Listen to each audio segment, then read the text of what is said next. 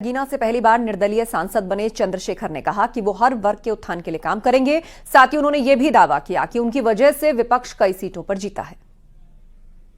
मुझे जनता ने वोट देकर सांसद बनाया, लेकिन तेवर तो मेरे वही है। अब भी अगर कहीं सड़क पर मेरी जरूरत पड़ेगी तो सबसे आगे चंद्रशेखर दिखाई देगा। ये बात आप जान लें। मैं सुख सुविधा की राजनीति के लिए पैदा ही नहीं हुआ। मेरा जन्म जो हुआ है वो हक वंचित समाज में जन्मे लोगों को न्याय दिलाने के लिए और उनको सुख सुविधा का जीवन जो भारतीय संविधान से मिलना चाहिए था वो दिलाने के लिए हुआ है, और मैं अपने काम को जिम्मेदारी से अदा करूंगा।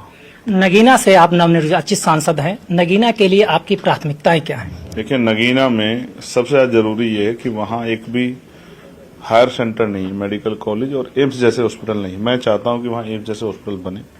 वहाँ के नौजवानों को रोजगार के लिए बहुत दूर दूर जाना पड़ता है, अन्य अन्य प्रदेशों में, पंजाब में, हरियाणा में, दिल्ली में, महाराष्ट्र में। मैं चाहता हूं कि वहां उद्योग धंधे लगें जिससे कि यहाँ के रोजगारों को, वहां के नौजवानों को रोजगार मिले।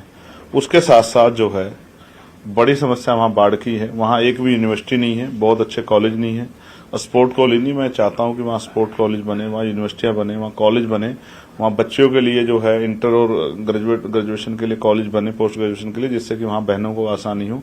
महिलाओं के लिए रोजगार के लिए कुटीर उद्योग वहां लगे। इनके लिए जो भी सरकार, जब जो सरकार बन जाएगी, मैं तमाम मंत्रियों के पास जाऊंगा, तमाम मंत्रियों को पत्र लिखूंगा, अपने क्षेत्र में बेहतर से बेहतर अवसर जो है उस क्षेत्र को मिले। इसके लिए मैं अपनी बात मजबूत से उठाता रहूंगा। आप जब भी सड़क पे निकलते थे, जब भी दिल्ली में धरना प्रदर्शन करते थे, वंचितों समाज के लिए, बहुजन समाज के लिए आवाज उठाते थे। अब आप सांसद बन गए हैं, पूरी जो जितना क्षेत्र है सब आपका है।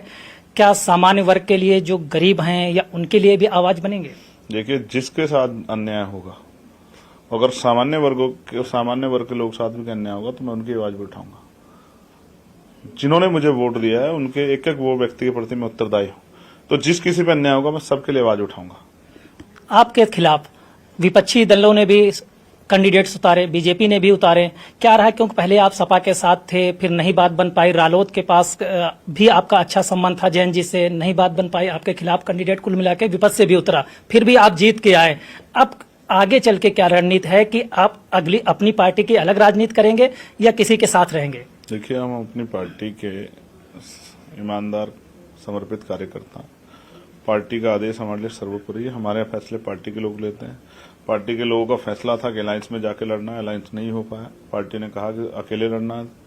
पार्टी के फैसले का स्वागत किया। जब अकेले चुनाव खत्म हो गया, वोट पड़ गए, तो मैं खाली बैठ गया। तो पार्टी ने कहा कि अब आप एक काम करो, अब आप डुमरियागंज जाकर चुनाव लड़ाओ। 4 दिन पहले फैसला हुआ, नॉमिनेशन किया गया डुमरियागंज में। वहां भी हम जो है तीसरी बड़ी पार्टी बने। इससे ज्यादा वोट जो है उन पार्टी को प्राप्त हुए। ये अगर हम पूरे उत्तर प्रदेश में, हमारा बहुत मजबूत संगठन है, 1 लाख 1.5 लाख वोट जो है हमारा सामान्य पदाधिकारी कार्यकर्ता भी ला सकता है। हम अगर बहुत अच्छा, अगर हम उस तरह प्रयास करते तो रिजल्ट हमारे पक्ष में होते और बहुत हो सकता है 8, 9, 10% वोट हम लोग लेने में कामयाब हो जाते। लेकिन भारतीय संविधान, देश के प्रति जो लहर चल रही थी, हमने उसको समझते हुए संविधान के प्रति और अपने समाज के प्रति अपनी जिम्मेदारी को अदा किया। विपक्ष की खूब मदद की, जिससे विपक्ष के बहुत सारे लोग जो हैं सांसद बने।